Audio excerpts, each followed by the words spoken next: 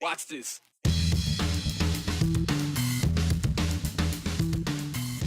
Idaho is used to getting noticed nationally, just not always for the good stuff.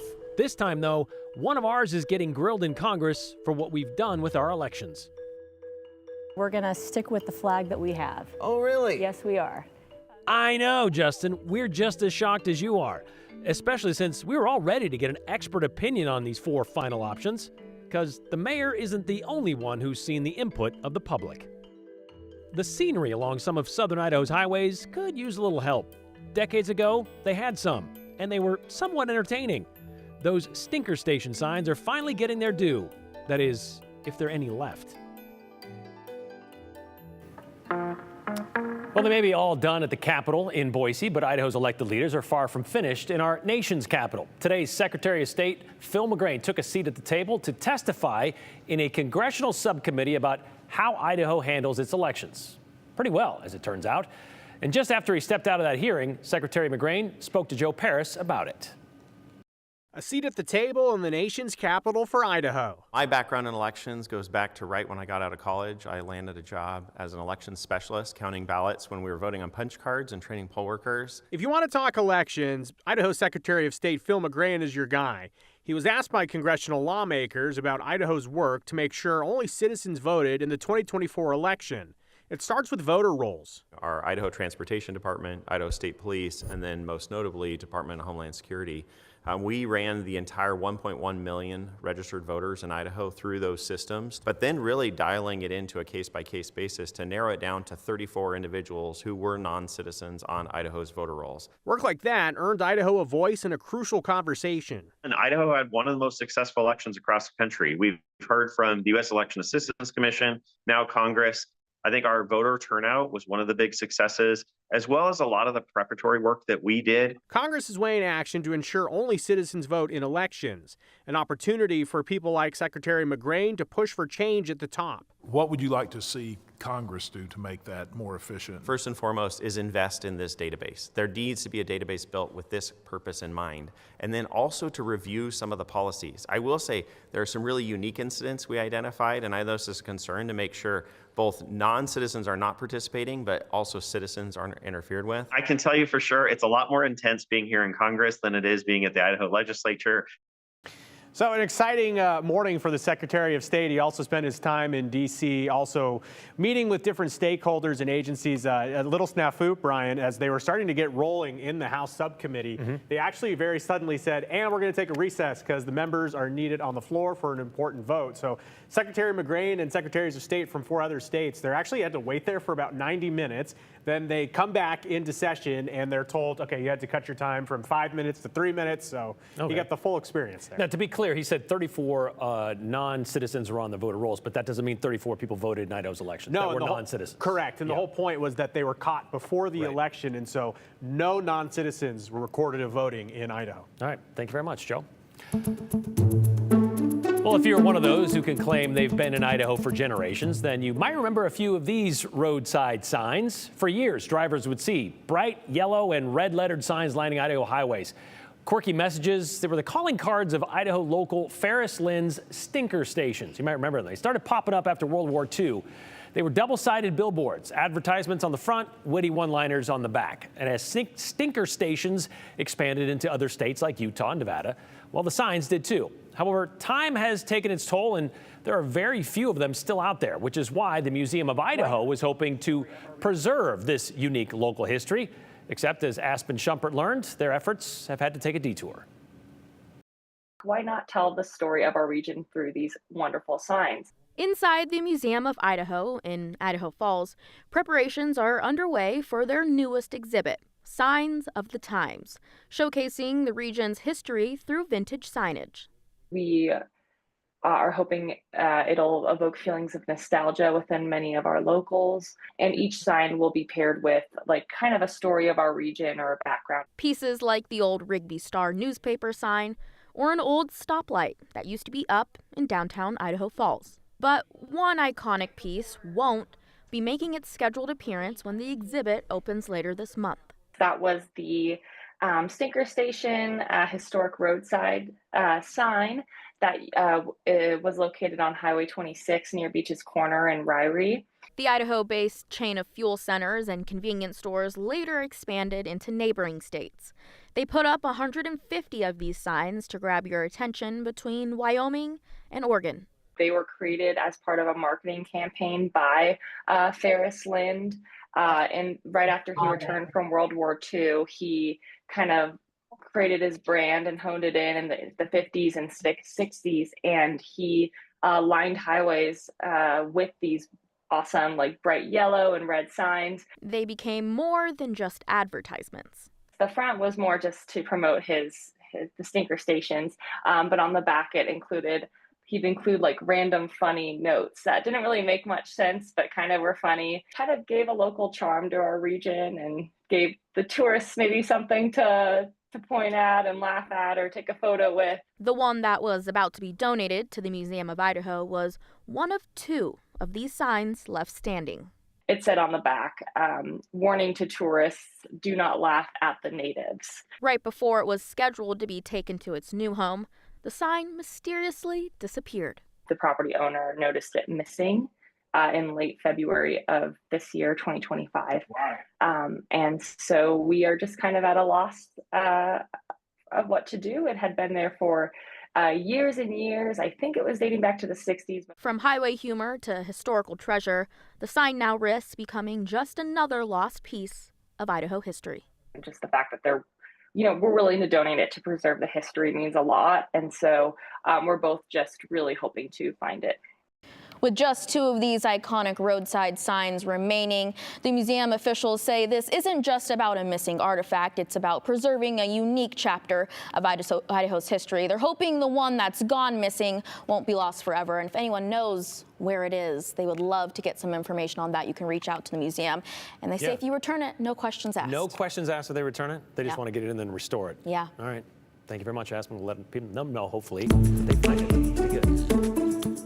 17-year-old boy had to have his leg amputated after being shot by Pocatello police. Abby Wilt has the latest from eastern Idaho, southwestern Idaho, and even Arizona in today's 411.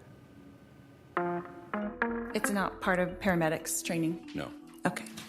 Lori Vallow Daybell, representing herself in her Arizona conspiracy to murder trial, questioned the paramedic who arrived on the scene of the shooting of Lori's 4th husband, Charles Vallow.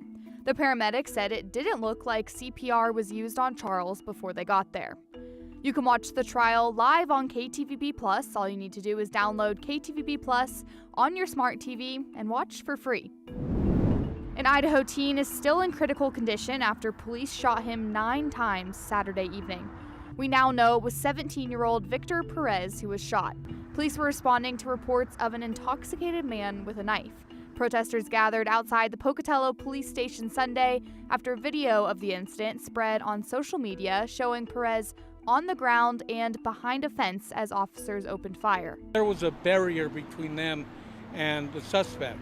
His family says Perez had to get one of his legs amputated.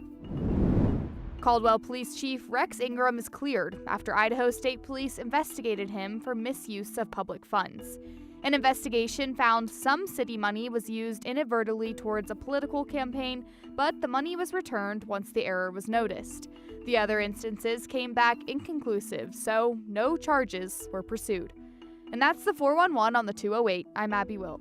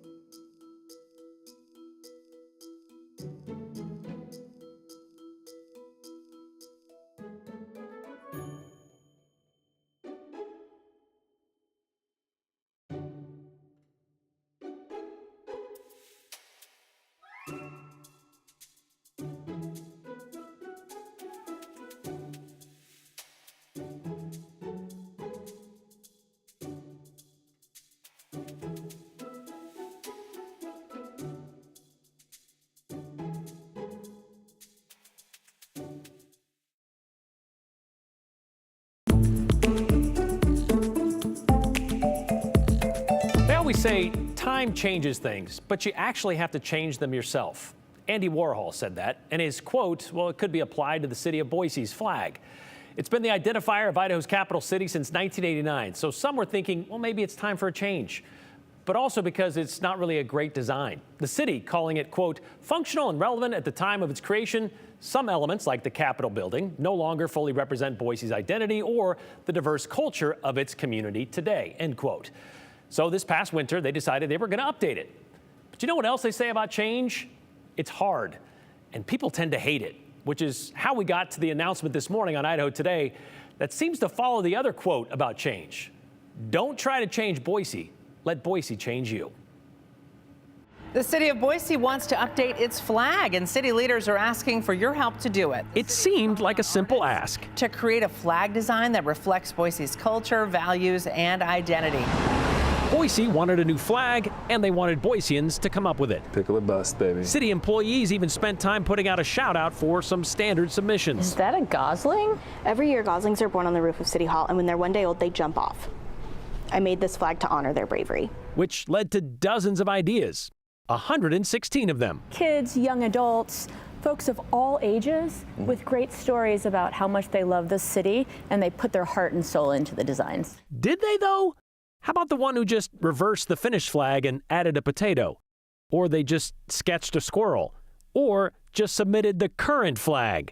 Anyway, late last week, the city announced they had decided on 4 finalists, all pretty much containing the same combination of colors and design, with detailed descriptions of how it encapsulates Boise by encompassing the Capitol, the river, our natural surroundings. But, whoo, boy, people were not buying it. I appreciate the effort behind these designs and understand the symbolism, but after reviewing the 4 flags, I don't feel they effectively capture the essence of Boise as a whole. Some of the comments were short. No. But certainly not sweet. Holy crap, those are hideous. Yellow represents the foothills? Okay, sure, I guess. These are so boring and basic. This has to be a joke. Is there a none of the above choice on the survey? The comments have spoken. Yeah, they did, because by Tuesday morning, 10 days before the survey was supposed to end, Mayor Lauren McGrane came to an obvious conclusion. I've always said that I am going to listen to the public, take feedback, especially when it's constructive. These designs look like cheap beach towels, not flags. Congrats to Mrs. Frizzle's 3rd grade class. Okay. And have decided that rather than going back or going with more, we're going to stick with the flag that we have. Oh, really? Yes, we are. And ultimately, it's because the public's been clear that these didn't necessarily work for them. So the City of Trees can't figure out how to put a tree on the flag? Actually, they aren't the only one who noticed that. How did you become a vexillologist?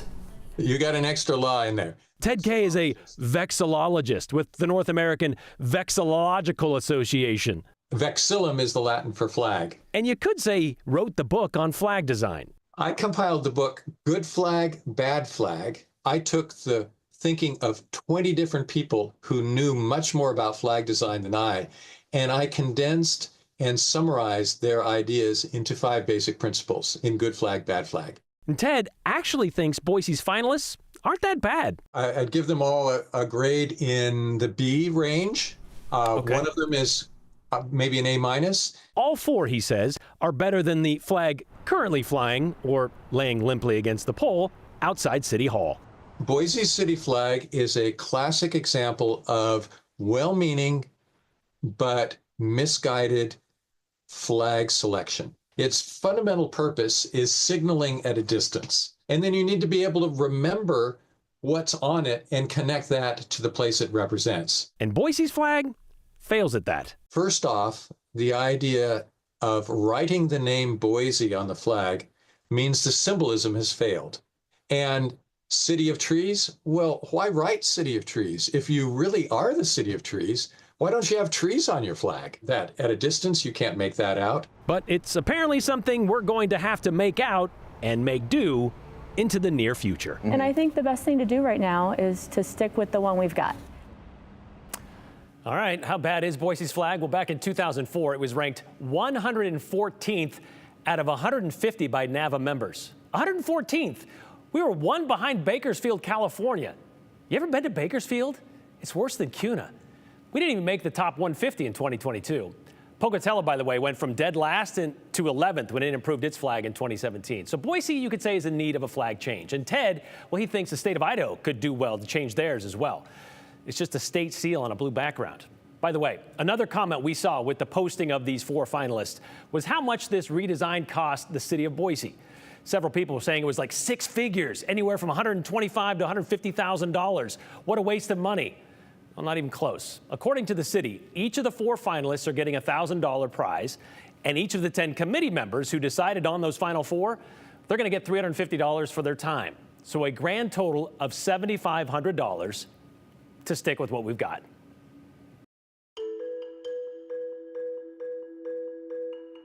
Immigration enforcement is impacting Idaho's planting season. Farmers who rely on H-2A are finding some of their workers MIA.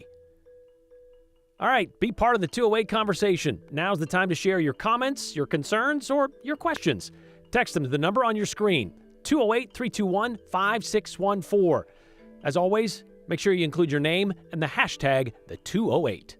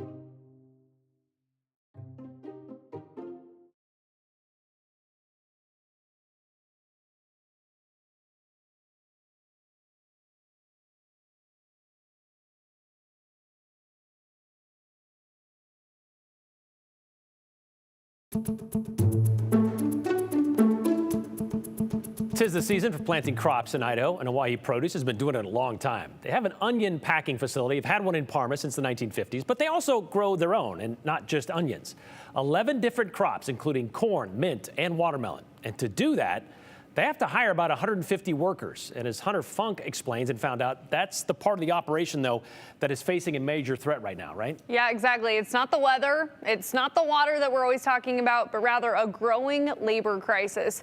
The CEO of Hawaii Produce, Shay Myers, says many farms across Idaho and the United States rely on H-2A workers. H-2A is a visa program that allows employers to get people from other countries to fill temporary agricultural jobs in the U.S. Now, Myers says this visa program is significantly more expensive to hire workers, which gives you an idea of how short the labor supply is in the area.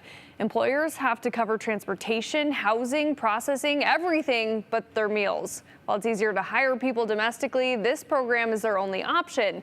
But Meyer says it's also less reliable working with the two governments. Ag workers as a whole are incredibly important. I mean, we can't do what we do. And the hard thing about an H-2A worker is the federal government gets to decide how many workers you get and when they show up. So just last week, our H-2A workers were supposed to be coming. It's time to plant. And there were some snafus at the border. These guys have been delayed by 7 days. That might be delayed by 2 weeks. And not planting on time really affects our ability to produce the crops and be profitable. Now, he says these H-2A workers are what keeps the farms in Idaho running, and challenges like these happen often. There's not much they can do about it. Well, coming up at 6, Brenda Rodriguez dives deeper into the challenges facing farmers, and she spoke to some of the workers at Owyhee Farms as well. You can also watch our 208 special on farm worker immigration reform right now on KTVB.com or stream for free on KTVB Plus. All you need to do is download KTVB Plus on your smart TV, search the 208 Farming Future and watch for free. We dig into the H-2A program and how dairies don't really have that option. They don't have that option. And what you talked about, sure, it'd be easier to hire domestically, right. But that option isn't always there either because people aren't exactly lining up for these jobs. Exactly. They have a requirement to send out so many applications and have these job postings. They just don't get filled, which is where the H-2A program steps in. Right. We hear that all the time. We'll just hire Americans and hire people that are in the area. Find them. Find them. Exactly. All right. Thanks, Hunter. All right, another day where we haven't seen a whole lot of sunshine across the region, but generally it's been much drier across the board from the mountains to the valley. Still looking pretty ominous in McCall, where we could still see a couple stray showers or even some thunderstorms through the evening hours, sitting at 41 in McCall. Sun Valley overcast in low 50s, pretty gray skies over the Magic and Treasure Valleys as well, but temperatures up near 60 for both Boise and Twin Falls. So pretty seasonable as far as temperatures go. We just haven't had the benefit of all that sunshine to enjoy. So you can see pretty uneventful for your Tuesday evening. We are seeing a few spot showers now developing right around Ontario, stretching over portions of Gem County, trying to likely move into the west central mountains. So again, a few showers could pop up over the next several hours and possibly through midnight or so around the McCall area. That's courtesy of the shortwave system that's right over Vancouver Island right now, tapping into this very weak plume of moisture off the Pacific. So that will direct most of that moisture well north of the Boise area. Still, you could dodge a sprinkle or two this evening, though for the most part, dry hours will win out, not just tonight, but for the next several days as we see a big ridge of high pressure